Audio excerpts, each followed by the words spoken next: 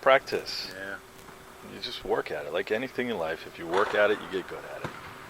We've been working at it. We got to work harder at it. Some people ask, so I'll ask the question as fans ask, is that, are you comfortable with isolations, giving the ball to one guy, dribble the clock down, No. that type of thing? No, none of those plays are isolation plays. They've some of them haven't been executed and resulted in the guy having to go get a shot. But what you don't want in that situation is, to run a play and take a shot with 8 seconds and then give them a chance to beat you on the other end. It's a last shot situation. So you do want to let the clock go down, but you got to execute the action that you're trying to run to get the shot that you want, and we haven't done that well enough. I think the open man gets a shot in our offense, and we're calling his number. I'm happy with how much we're calling his number, and make sure we keep him involved. But most times I call his play. He's not the guy that gets shot.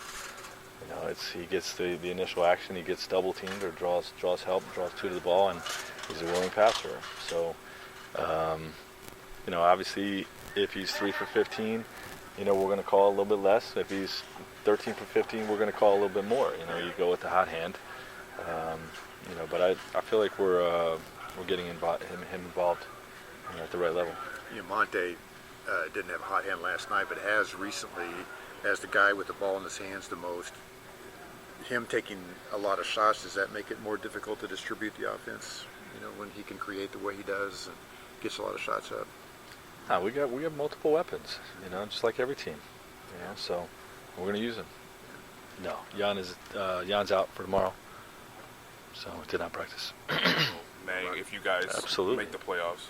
Absolutely, especially with Myles. I mean, that's why we're doing this. Again, much like we did with Paul George, getting him into the starting lineup and in the rotation as a rookie early on really helped us in our push in March and April and into the playoffs and making ourselves competitive against the Chicago Bulls.